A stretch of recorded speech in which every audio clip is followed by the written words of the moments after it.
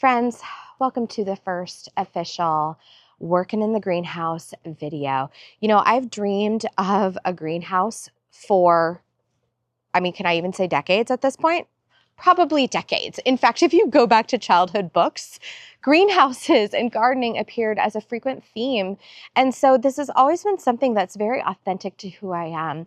And one thing I know for certain is I am a girl who wants a working greenhouse. I want to be in here. I want dirt on the floor. I want to grow food in here.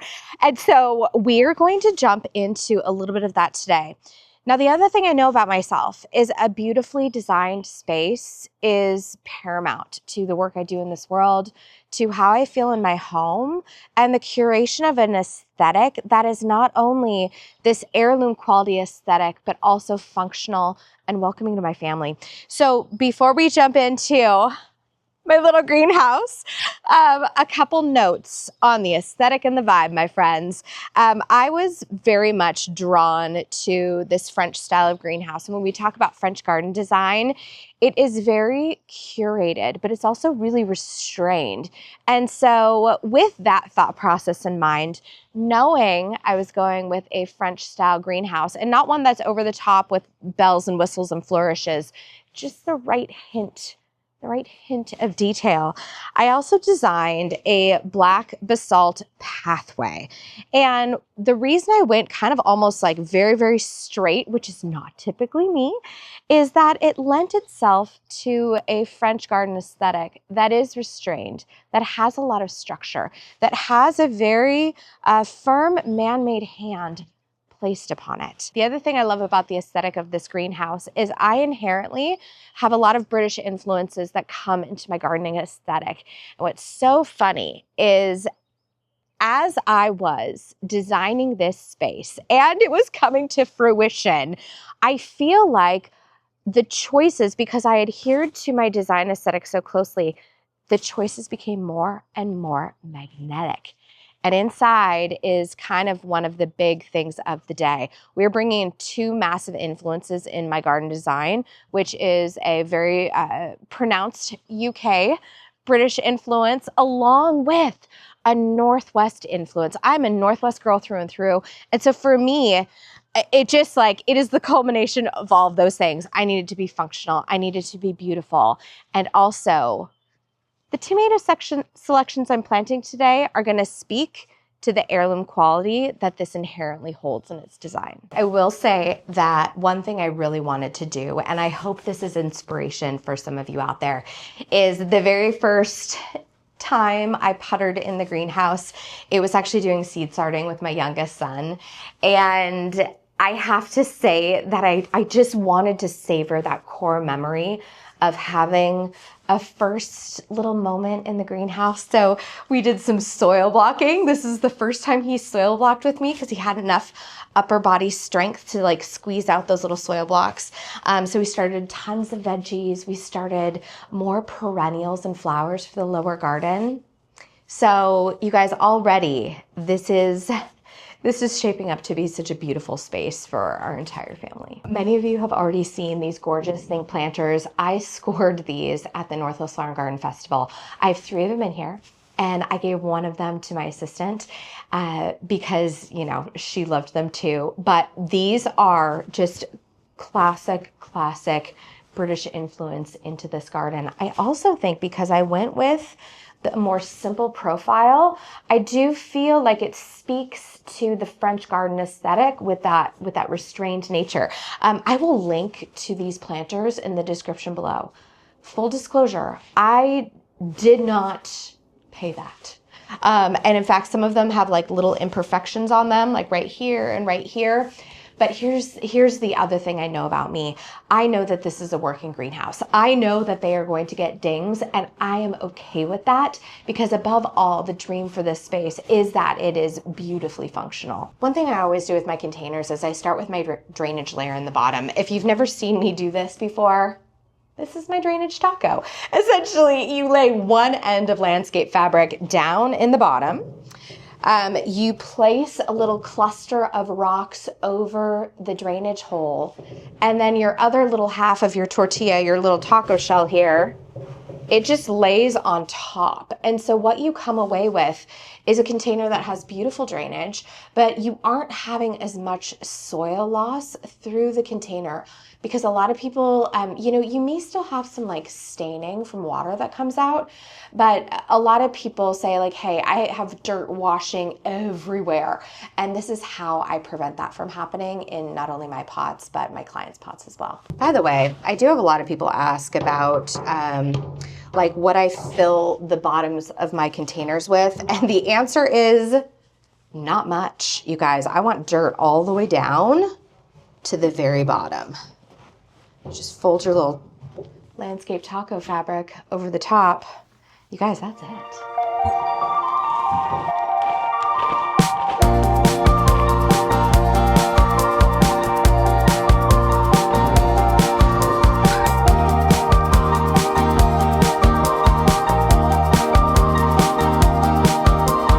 So in terms of what I'm planting here, I actually have a couple of different things, a little bit of a mixture. When I was at Bauman's Farm and Garden for Garden Palooza, gosh, not this past weekend, but the weekend before, I did some tomato shopping because their tomato starts were $2.99. And the other thing is even Brian walked by them and was like, check out this stem. You guys, I just, let's bring you in close. Would you look at that healthy stem? So I didn't start any tomatoes this year, which is a little unusual for me. But I'm so happy that they had not only a great selection, but something that was actually another jumping off point for this greenhouse. Okay, if I think of my dream greenhouse and I think of what this means to me and just the juiciness of having this experience, because it is such a privilege, I can think of only one tomato that is a must grow in this space, and it is the Cherokee Purple. If you are new here, Cherokee Purple is my favorite tomato. There's something about the flavor of it. It's not too acidic. It's full bodied. It almost has like maybe a smokiness to it, a very luxurious sweetness. And to me, it is just the perfect tomato. And so what I did is I bought two. And the reason I bought two, ooh, and these are ready for a water. The reason I bought two is because I'm planting in a greenhouse for the very first time. I've never grown tomatoes in a greenhouse. I'm going to be doing a lot of learning this year. And if I screw this up, I don't want to be down my favorite tomato. So I'm going to grow one Cherokee Purple in here, and then I'm going to grow the other one out in my front garden. We call it the parterre. Some people call it a potager, but I have the front very like structured raised beds. So the other tomato is popping out there. Okay, so next, I bought another couple tomatoes. Brian really wanted the experience of growing, where is she?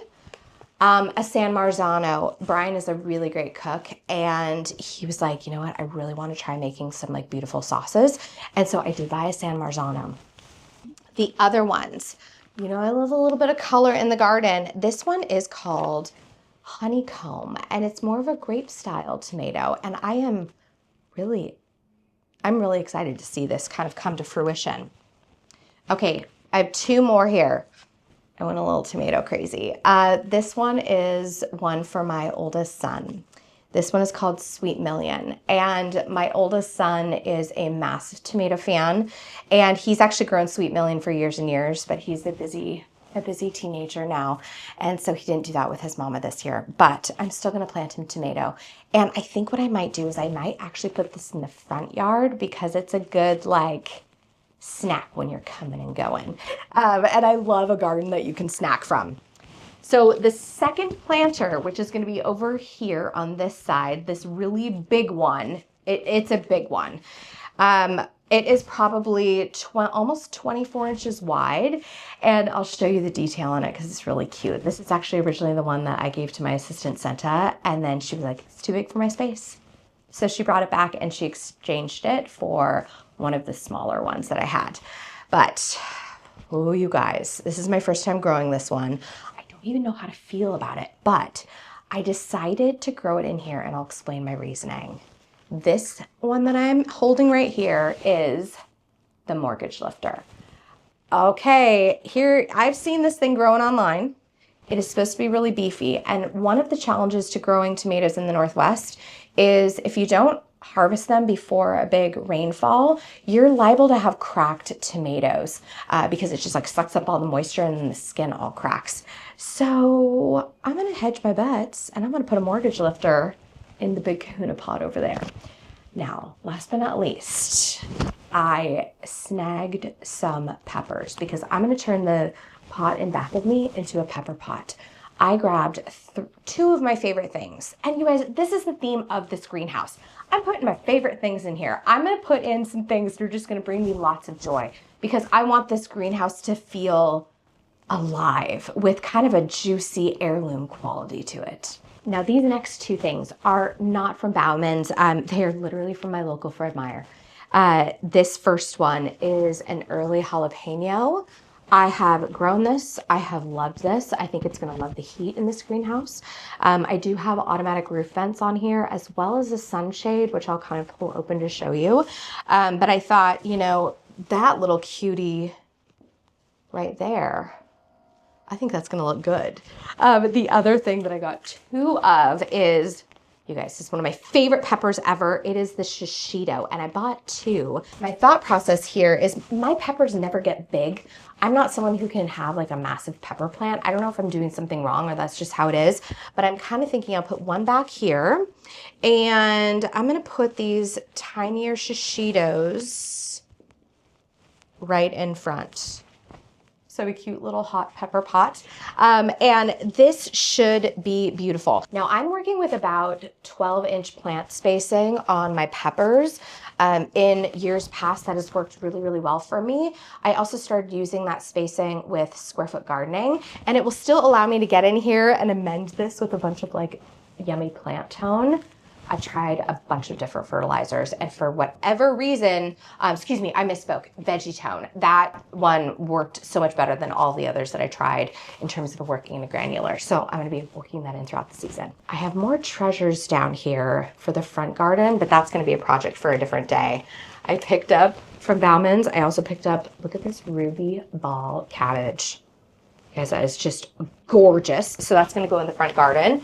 And also, I picked up my little stash of Walla Walla sweet onions. This is a great onion. I feel like this is iconic Northwest. But again, that's gonna go in the front garden bed. So I think without much further ado, let's get to planting my heirloom greenhouse.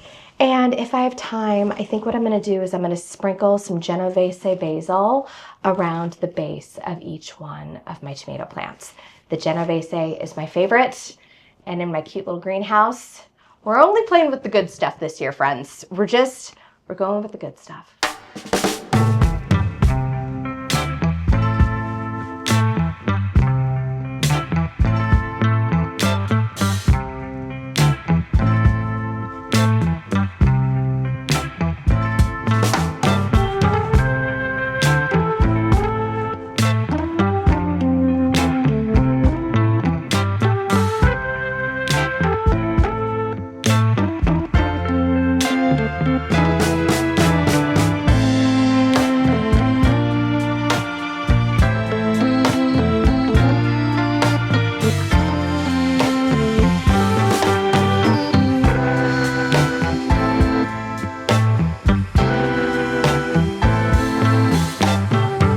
Can we even get over these adorable zinc planters?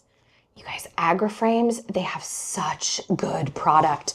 And then again, this is my Cherokee Purple, and I've planted all of that Genovese basil around the perimeter. This is the old PP, the pepper pot. And what's so funny is this container is actually, I used to have one with like a little bit of an X on the front. I will link that one as well. I actually sent that one off to live with my assistant, Senta, and she brought back this big one because it was simply too large for her space. Also, that sweet little X, it kind of matches her farmhouse that she has, and it's, you know, early 1900s, adorable classic farmhouse in Seattle. And instead, you guys, she brought me this one. Can we take a minute for the mortgage lifter in this incredible planter?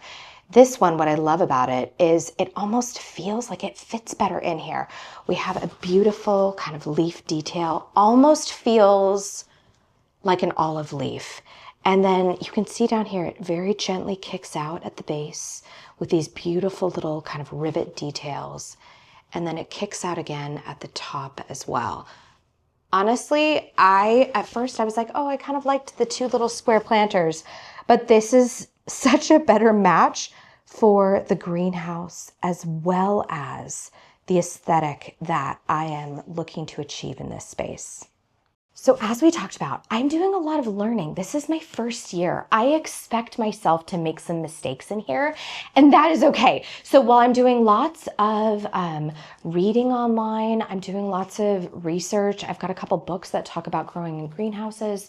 You know, they're kind of like mentioned by the by within the larger books. But if anyone has kind of some things that were hard lessons learned or things that you wish you had known, I would love to hear from you all, because I am not immune to the learning process.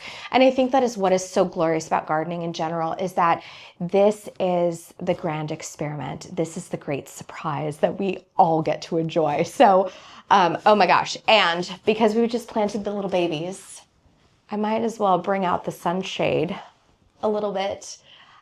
Just so we have more gentle rays on them during the transition. That was one piece of advice that I got from a lot of different people, is having some sun protection in here, because a greenhouse, I know from my own personal work experience, when I'm in hoop houses during the summer, they can get real hot real quick. And so having a little bit of sun protection is super duper important, along with those automatic roof vents.